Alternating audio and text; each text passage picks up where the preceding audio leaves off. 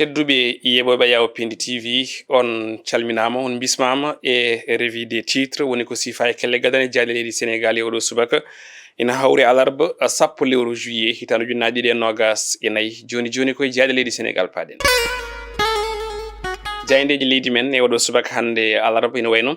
ngari ko ɓuuri yajje ko yewiti e alhaali jencude recensement général woni alhaali bindirgol e hitande mayde 2023 jeynankoɓe noon ngari hen e toɓɓe certuɗe e fannuji goɗɗi hani e toon to assemblée nationale puɗɗortoɗen ko jayde les échos nden ari koye titoɗe ɗi titone adana nde ne wayno tan koko yewti e on ɗon 5e recensement général to banggue ɓesguli e hoɗɓe muɗum ne wiye la population et de l'habitant ɓe mbi ko le Sénégal en chiffre et en fait manam tan Sénégal e limore kono kadi e baɗi oɗo saaha Sénégal ene lime mum ko tolni e sappo e jeetati million pawɗi temedere nogas e jeegom ujunere e temedde tati e capanɗe jeenayyi hoɗɓe e muɗum tawi hen million pawɗi temedde ɗiɗi e capanɗe jeegom ujunere e temedde tati e capanɗe nayyi e goho ne wayno tan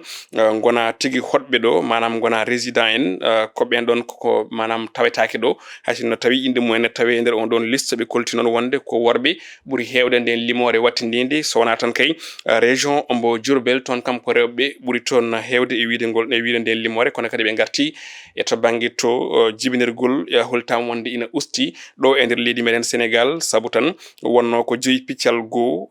e l'an 2013 woni tan duuɓi sappo battidiɗi kono e ɗiɗo duuɓi sappo gonaɗi ɗi ɓe koliti wonde hunde nde tellima wonti nayyi piccal ɗiɗi ne wayno tan ko jibinta ko usta o jibinte ko mbiyen ustima ɗo e nder leydi ndi ɓe kabri wonde ne to banggue worɓe célibataire en ɓe ndesani ɓen ɗon de e kaltande nde limɗa ene tawe hen capanɗe joyyi e nayyi piccal goho tawi noon ɗum wonno ko capanɗe tati e goho manam capanɗe tati e jeeɗiɗi piccal goho ɗum koto banggue rewɓe ɓe ndesaka e wiide nden limorde nde ganduɗa kam tigui woni ANSD kono kadi ɓe guddiri ko fati e banggue rewɓe ɓe ganduɗa ɓe ko rewɓe tambiɓe galleji ne wiye manam rewɓe ɓe ganduɗa ɓe ko yuman galleji en kala galleji nde ƴettuɗa hen galle goto kam debbo ene ardi ɗum e wiide nden limore ANSD ne tawi hen ko fate banggue alhaali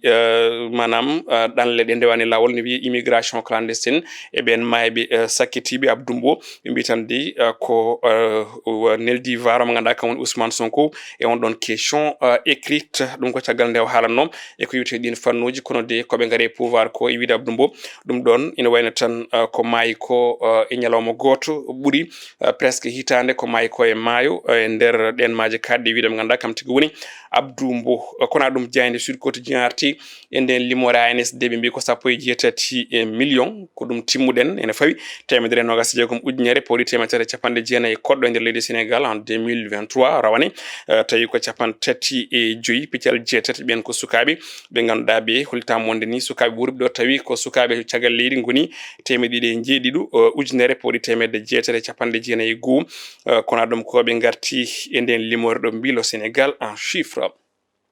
jayde le grand panel quotidien e oɗo subaka kam ne arti nden ɗon limore nde ganduɗa nde ko rapport du 5e recensement général de la population sénégalaise ɓe mbi ko ɓuuri nogas e kaltenere ƴettuɗa ko wiyete 20% ɓen ɗon de worɓe resɓe ene wayno tan ko worɓe nawlirɓe ene wiye polygamie walla polygame en tout cas noon jeynankoɓe bindiri on ɗon félio migratoire kadi artama e ko yewti nden ɗon limore ɓe kolliti wonde ko yaltata ko Sénégal ɓuuri hewde e ko natata ko to banggue ɓesgol ɗi en tout cas ummotoɓe ɗo ene ɗanno ɓuuri hewde e artoɓe ɗo e nder leydi ndi ɗum ɗon so limama noon ma won temedere e capanɗe jeegom e jeegom ujunere Sénégal najo ina ɗanno fewde toon to caggal leydi walla ɗannima fewde toon to caggal leydi tuggude l'an 2018 nanggui l'an 2023 règlement intérieur toon to assemblée nationale député ɗi ɓe mbi ko mbaɗi activé ngam mbaɗi active en tout cas gummima ngam jaɓɓade on ɗon déclaration de politique générale wonande Ousmane Sonko goɗɗum ko tawete hen ko baccalauréat second tour woni dawal ɗimmal ngal ko hande fuɗɗoto e oɗo alkamisa wiide nden jayde le grand panel quotidien Dakar Times oɗo subaka arti nden ɗon limore ko fati banggue limore hunde ANSD mbitande ko ustima ko fati banggue jibnirgol rewɓe ɗo e nder leydi ndi ɗi duuɓi sappo batte ɗiɗi saabu ɓe mbi ko Sénégal naaɓe rewɓe ɓe no jibinirtini usti no fewi so tawi yerodirama e kitali 2020 et 2013 ɓe kabri wondeni ko usti ko ina mantini no fewi to banggue jibinirgol ɓen ɗon rewɓe saabi janenkoɓe mbaɗi ko natal on ɗon debbo reedu e nder nden jayde Dakar Presse. La Tribune ene wayno arti eko fati banggue battani ko wiyete ko ha joni pittugol walla eggingol ɓen ɗon marchand ambulant en juula baloɓe len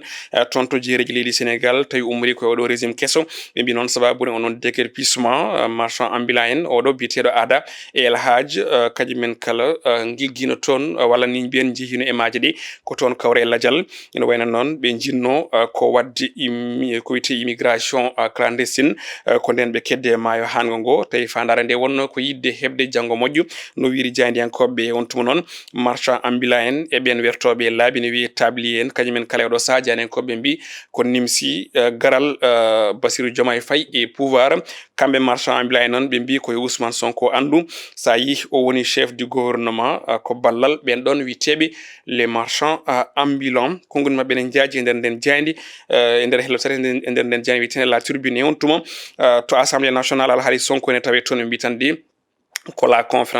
confrontation est inévitable en tout cas ɗam ɗon kuccam ɗam wona tigui basɗo jaam wasde wonde en tout cas ma ɗum won saabu député ɗi gummanima ɗum e oɗo saaha gam reglude hunde e règlement ji intérieur beele jabbomo kanko hoorejo jagorɗo leydi Sénégal. Le Public ene wayno ari koye alhaali ɗalle ɓen sukaɓe ɓen yimɓe tawteɓe toon to Liby tawi ko ɗanniyankoɓe ko lebti kono kadi ko wargoli golle wawnere hani e fannuji goɗɗi ɓe mbi ko Liby l'enfer migrant en tout cas Liby ko ɗum ɓulli jeeyga wonande ɓen ɗanniyankoɓe ɓe kolliti wonde ni hay jeeygu yimɓe ina teske toon hani e sukaɓe kono ɗum koɓe garti e onon fausse commune mo ganduɗa o ko tawaɗo e muɗum gaska yajka tawi ko 95 migrant woni ɗanniyanke tawa ene maayi ene gubbida e kanon gaska goto ɗum wonno ko lewru mars e nde hitande ɓe kolliti wonde noon guila lewru avril 2023 ko ɓuuri ujunnaji ɗe temedde nayyi e neɗɗo mayɗo walla majjuɗo woni ko teska e nden limore tawi noon keddi koye maaje kadɗe tawi foof en noon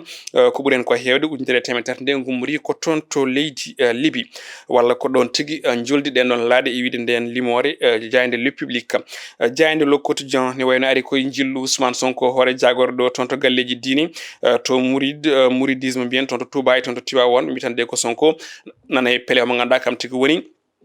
Diomaye Faye toon to Touba e Tivaouane noon nde wayno tan o holliɓe toɓɓe mawɗe ɗe ganduɗa ɗe ko ɗon projet moɓe jogani leydi Sénégal ɗin konkuɗe sifaji kala ne tawe hello jeenayyi e nder nden jayde witende Le Quotidien. L'Indépendant nden jayde kam ne ari e jilluji makko privé toon to Touba e Tivaouane Sonko ɓe mbi ko waɗi exposé la vision du projet en tout cas nden eɓɓorde nde ɓe jogani Sénégal holliti ɗum ɓen ɓe ganduɗa kañumen goni seereɓe ɓe kala e mbadi kuuɓal o holliti ɗum mo ganduɗa kam tigui woni khalife généraux ji ɗiɗo woni yewtere nde o waddi e on Serigne Babacar Sy Mansour mbo Tijaniya e on mo mouridisme Serigne Mountakha Mbacké ɓen ɗon kala jaɓɓe moma hanki e galleji mumen kanko hoore jagorɗo Ousmane Sonko. L'évidence kañum ne ari koye lallirgol walla pewnirgol règlement intérieur toon to assemblée nationale kuuro nder ɗe jeynen koɓe mbi ko député ɗi e oɗo saaha hannde ne wayno tan keddima e yidde Ousmane Sonko so en kutorima so en tugnima e ngol konngol ɓe garti tan e wiide holtono député ji Benno Bokk Yakar jiiɗiri wadde hadde on ɗon dissolution assemblée nationale leydi men Sénégal. Le Républicain nden jayde ari koko fati e banggue hono toon to assemblée nationale ɓe mbi ko député ji ɗi mbaɗi ko wiyete ko lalliti walla jurnitima on ɗon règlement intérieur ɗen kuulodirdiri tawi fandare nde ko jabbade on déclaration de politique générale wonande hono Ousmane Sonko. Le Dakarois Sport ko ɗon natirten jaari meɗen coftal balli e natal ngal ina haala ko Lamine Yamal emo ganduɗa kam tigui woni Kylian Mbappé ɓe mbitande ko la France itti ɗum euro ko leydi Espagne ɗum laati ko hanki kono kadi ɓe mbi ko Lamine Yamal kañum tigui wirni Kylian Mbappé hollirde won tan ko ɗon suka espagnol daño duuɓi sappo e jeeɗiɗi ɗo e balɗe tati nde wayno tan ko on ɗon tigui wirni hanki omo ganduɗa kam woni Kylian Mbappé kono ɗum ko janankoɓe garti e match gadiɗo éliminatoire CAN 2025 ɓe mbi kolo Sénégal ma jaɓɓo Burkina Faso ɗum jogori wonde ko toon to stadium Abdoulaye Wade mbo Diamniadio guddirten ko jayde stade quotidien nden heddima euro 2024 Angleterre et Pays-Bas ko hande on ɗon deuxiéme demi-finale ande beele ko Angleterre walla ko Pays-Bas tawata Espagne on ɗon final en tout cas ɓe mbi ko Sri Lion timoré orangé d'attaque manam tan inde baccoje ɗen ɗon ɗin ɗon équipe aji kala woni Angleterre e ɓen Pays-Bas ɓe mbaɗi kono tal ari ken wondude e on biteɗo hono Virgil van Dijk ɓe garti aussi e baro teddugal leydi Sénégal wonɓe ɓe ngala hande club aji libre e club aji mumen kono kadi e joguiɓe difficulté caɗele ɓen goni Bouna Sarr Cheikhou Kouyaté e Bamba Dieng tedduɓe yeɓannoɓe Yawo Pinde TV on calminama on jettama en tout cas e keɗogol ko yewti rewɓino jayndeji hono kala subaka en jetti on kadde jettor en jarni Djiby Dieng to banggue caméra montage wallodirde hen ari fal to banggue infographie yo Allah hokki en yiide janggo alkamisa yen ñalle jaam